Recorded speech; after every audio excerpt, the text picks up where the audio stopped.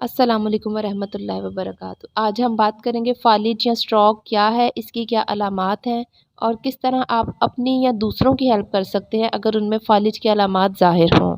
اس کے بعد ہم اس کے ٹریٹمنٹ اور کچھ امپورٹنٹ اسپیکٹس کے بارے میں بات کریں گے۔ فالج پوری دنیا میں اتنا کامن ہے جتنا کہ ہارٹ اٹیکس، اور ہمارے ہاسپٹلس کی ایمرجنسی میں ایک بڑی تعداد فالج کے مریضوں کی آتی ہے، جن میں آدھے سے زیادہ لوگ بہت زیادہ دیر کر دیتے ہیں ہاسپٹل آنے میں۔ اس لیے آپ کو فالج کے بارے میں کم از کم اتنی معلومات ضرور ہونی چاہیے کہ اگر آپ کے پاس بیٹھے شخص میں اس کی علامات ظاہر ہوں تو آپ فوراً ان کی ہیلپ کر سکیں۔ فالج کی کچھ عام علامات یہ ہیں: چہرے کی ایک سائڈ کا ڈھلکنا یا کمزوری محسوس ہونا یا ٹیڑھا پن ہونا، زبان کا ٹیڑھا پن ہونا، زبان کا لڑکھڑانا، بولنے میں مشکل پیش ہونا، جسم کی ایک سائڈ میں کمزوری محسوس ہونا، نمنس محسوس ہونا یا چلنے میں مشکل پیش آنا۔ ویکنس آپ کی باڈی کی ایک پوری سائڈ کی بھی ہو سکتی ہے، ایک ٹانگ کی بھی ہو سکتی ہے یا ایک بازو کی بھی ہو سکتی ہے۔ سر میں شدید درد ہونا۔ موسٹ امپورٹنٹلی یہ ساری علامات جو ہیں اچانک سے ظاہر ہوتی ہیں۔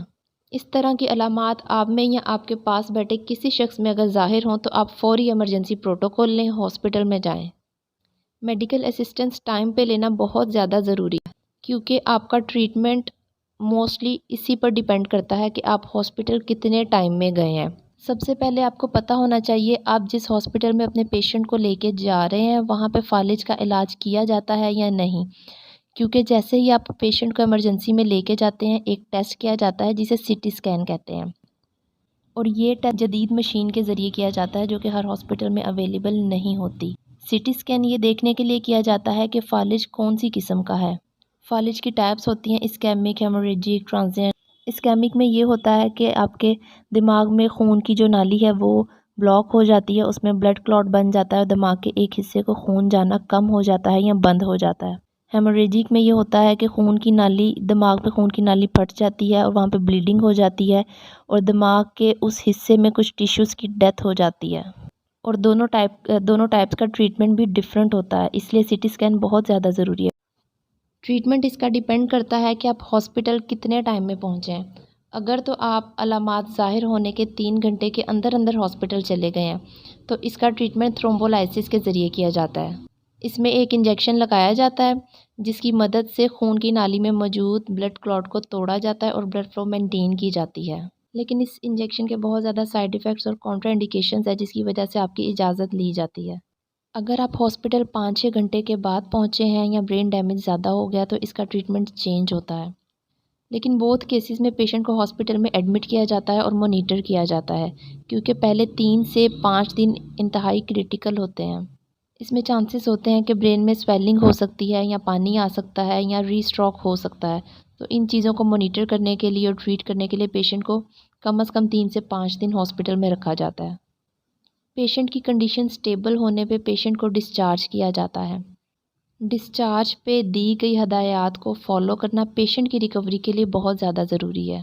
فالج کو ریکور ہونے میں 7 سے 8 ماہ لگ سکتے ہیں، لیکن کچھ لوگوں میں کمپلیٹ ریکوری نہیں ہوتی۔ امپورٹنٹ اسپیکٹ یہ ہے کہ 80% آف پیشنٹس میں کمپلیٹ ریکوری ہو جاتی ہے اگر ہدایات کو پراپر فالو کیا گیا ہے۔ اہم ہدایات جن کو فالو کرنا بہت زیادہ ضروری ہے: جو میڈیسن آپ کو ڈسچارج پہ دی گئی ہے اس کو لازمی استعمال کریں اور جتنے وقت کے لیے دی گئی ہے اتنا وقت استعمال کریں۔ فزیو تھراپی اس میں بہت زیادہ ضروری ہے اگر آپ واپس اپنے مسلز میں پاور گین کرنا چاہتے ہیں۔ اگر پیشنٹ بیڈ ریڈن ہے، پیرالائزڈ ہے، تو اس کی چسٹ تھراپی بھی کی جاتی ہے۔ بیڈ ریڈن پیشنٹس میں ٹانگوں کے پیچھے، کمر کے پیچھے جو زخم بن جاتے ہیں ان کو پریونٹ کرنے کے لیے پیشنٹ کی بار بار پوزیشن چینج کرنا بہت زیادہ ضروری ہے۔ لیگز کی پراپر موومنٹس اور پراپر ایکسرسائز۔ پیشنٹ کی خوراک کی نالی کا خیال رکھیں، اس میں کتنی ڈائٹ دینی ہے اور کتنے گھنٹے بعد دینی ہے، اور ڈائٹ دینے کے بعد کم از کم 30 منٹ پیشنٹ کو آپ نے سیدھا بٹھا کے رکھنا ہے تاکہ کھانا خوراک کی نالی سے سانس کی نالی میں نہ چلا جائے۔ خوراک کی نالی کو کم از کم 3 ہفتے بعد چینج کرنا ہوتا ہے اور پیشاب کی نالی کو کم از کم 7 سے 10 دن تک چینج کرنا ہوتا ہے۔ چینج نہ کرنے کی صورت میں دونوں انفیکٹ کر سکتے ہیں۔ بی پی کا ریگولر چیک اپ کروائیں کیونکہ پیشنٹ کا بی پی کنٹرول ہونا بہت زیادہ ضروری ہے۔ یہاں ایک امپورٹنٹ پوائنٹ ہے کہ فالج کی وجہ کیا ہے۔ فالج کی سب سے بڑی وجہ ہائی بلڈ پریشر ہے۔ تو ہائی بلڈ پریشر کے مریضوں میں اپنا بی پی کو کنٹرول کرنا بہت زیادہ ضروری ہے۔